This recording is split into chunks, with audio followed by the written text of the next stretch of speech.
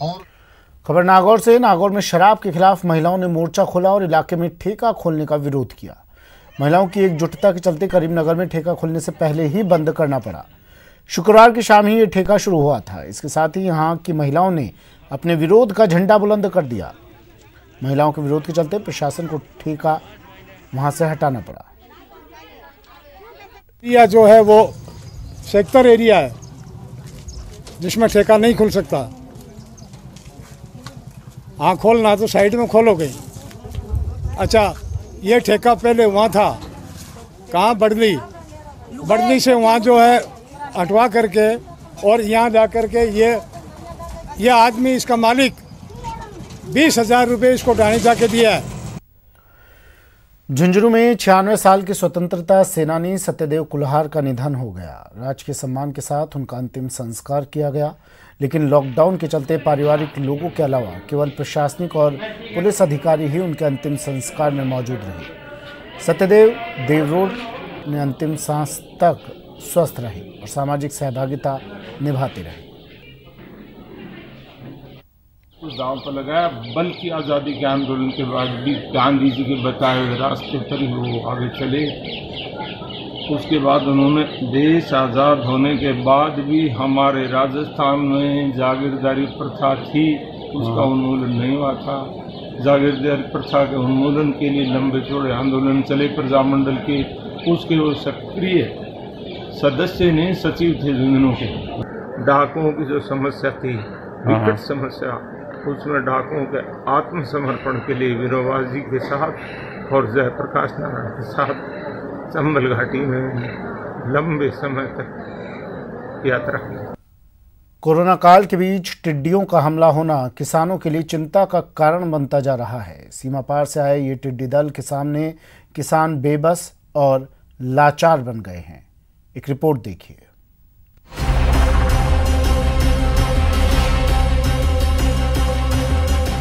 इनकी आहट आतंक से भर देती है।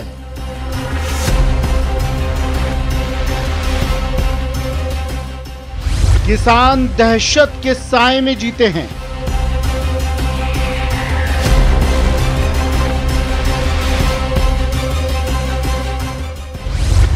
एक साथ झुंड में आती है बर्बादी।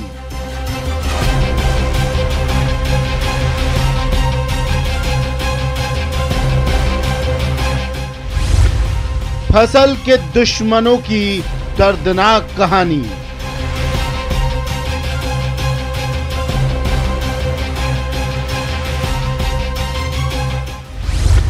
टिड्डी टेरर रिटर्न्स।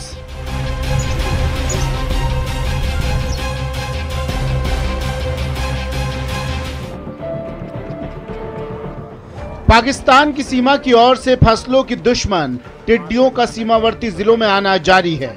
इनके आगमन से किसान दहशत में हैं, क्योंकि ये टिड्डी दल किसानों की महीनों की मेहनत पर मिनटों में पानी फेर देते हैं।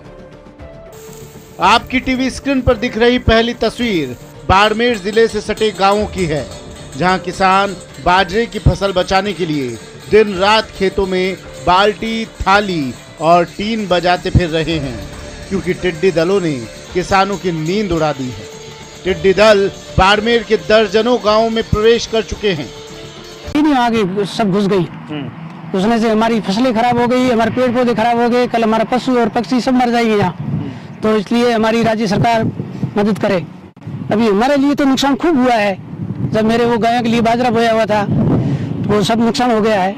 अभी तो वापिस तो कब होगा ये, या तो पौधे सारे खा गए हैं और बाकी के जो आइनी दाइनी जो पौधे थे सब खा लिए हैं, और अभी पशु पक्षियों के लिए छाया भी नहीं है। दूसरी तस्वीर नागौर जिले के खेमसर की है, जहां सड़कों पर टिड्डियों की चादर सी बिछी है। इतना ही नहीं, नीला आसमान उनके आतंक से भूरा दिख रहा है, क्योंकि जहां तक नजर जा रही है, चाहे वो खेत हो या पेड़ पौधे, सभी जगहों पर बस टिड्डियां ही टिड्डियां हैं। जिले के कई हिस्सों में पहुंचे टिड्डी दल को लेकर किसान परेशान हैं और कंट्रोल रूम को सूचना देने में जुटे हुए हैं। वहीं तीसरी तस्वीर श्री गंगानगर जिले की है, जहां टिड्डियों का दल नव अंकुरित नरमे की फसल को चट करने की फिराक में जुटा हुआ है।